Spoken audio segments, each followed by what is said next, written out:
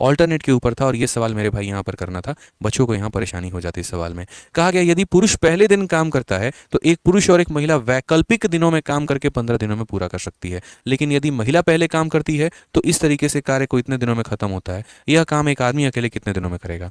जैसे मानिए दो लोग ऑल्टरनेट तरीके से काम करते हैं। इस पूरे क्वेश्चन का हम आपको जिस्ट समझा देते हैं। दो लोग ऑल्टरनेट तरीके से काम करते हैं। यदि पहले दिन मैन आता है और दूसरे दिन वुमेन आती है, पहले दिन कार्य की शुरुआत मैन करता है और दूसरे दिन वुमेन करती है, तो कार्य 15 दिनों में खत्म होता है। लेकिन अगर पहले दिन वुमेन आती है और अगले दिन मैन आता है तो कार्य मेरे भाई 14.5 दिनों में खत्म होता है। तो यहाँ पर बताइए उस कार्य को अकेला एक मैन करे तो कितने दिनों में करेगा, एक वुमेन करे तो कितने दिनों में करेगा? तो हम यहाँ पर कहते हैं कि जैसे मानो पहले काम 15 दिनों में खत्म हुआ था, तो 15 दिनों में जब भी खत्म हुआ था तो ऑल्टरनेट में क्या होता है, जब एक आता है तो दूसरा नहीं आता।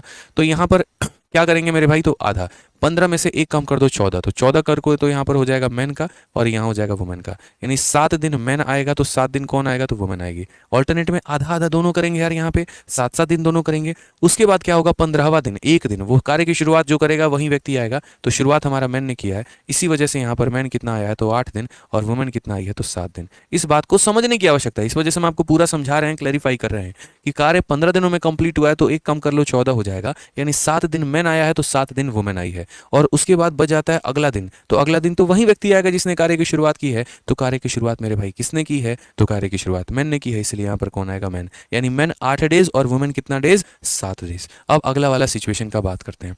अगला वाला मेरे भाई यहाँ पर क्या है, तो 14.5 दिन है। 14.5 दिन में कार्य खत्म हुआ है। सेम तरीके से पहले यहाँ 14 बनाएंगे, उसके बाद मैन और वुमेन में बांटेंगे। तो यहाँ पर पहले वुमेन आई है फिर मैन आया है, तो यानी 7 दिन वुमेन ने काम किया, 7 दिन मैन ने काम किया। अब मेरे भाई कितना काम बच गया, तो आधा यूनिट। तो वो आधा दिन कौन काम किया होगा, तो वो आधा दिन जो है वुमेन काम की होगी। यानी वुमेन मेरे भाई कितना दिन काम किया, तो 7.5 दिन और मैन काम किया मेरे भाई 7 दिन यहाँ पे। अब इसी बात को हम लिखेंगे कैसे, इस बात को व्यक्त कैसे करेंगे, हमें पता तो चल गया किसने कितना कितना काम किया और ये सारा प्रोसेस ऊपर का हमने आपको समझाने के लिए लिखा है। तो इस बात को ऐसे लिखेंगे कि सर यहाँ पर 8 दिन तक मैंने काम किया है और यहाँ पर जो है 7 दिन तक वुमेन काम की है, तो जाकर सर वर्क कंप्लीट हुआ है। या फिर इसी कार्य को ऐसे कराया गया है कि 7.5 दिनों तक महिला काम की है और 7 दिनों तक सर जो है वो पुरुष काम किया है।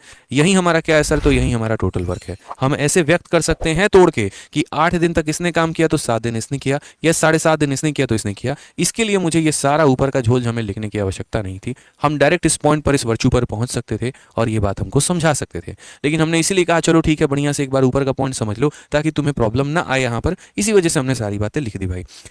अब यहां पर देखोगे तो बोलोगे सर 8 मैन में से 7 मैन निकाल दीजिए तो 1 मैन आ जाएगा, 7.5 वुमेन में से 7 वुमेन निकाल दीजिए तो 0.5 वुमेन आ जाएगा। सर ये वुमेन को अगर आप यहां लेकर आएंगे तो मैन अपॉन वुमेन जो हो जाएगा यहां पर 0.5 का मतलब कितना हो जाएगा, तो बोलोगे सर 1/2। ये सर हमारा वर्क का एफिशिएंसी हो गया, या एक तरीके से इनके कार्य करने की क्षमता हो गई। सर क्या हो गया, कार्य करने की क्षमता हो गई। सर अब बोला गया कि work will be finish by man alone in कितना डेज, वही काम को पुरुष कितने दिनों में खत्म करेगा। तो हम बोलेंगे पहले भैया काम तो पता कर ले यहाँ पे, तो हम यहाँ ऐसे बोलेंगे ये भी टोटल वर्क है और ये भी टोटल वर्क है, आप किसी में वैल्यू रख लीजिए। तो आप बोलेंगे सर देखो मैन जो है मान लेते हैं उसको टी दिनों में खत्म करेगा, बट कौन से काम को, तो वो काम जो टोटल वर्क है या तो इसके बराबर और नहीं तो इसके बराबर। तो हमने कहा सर इस प्रकार रख लेते हैं 8m + 7w।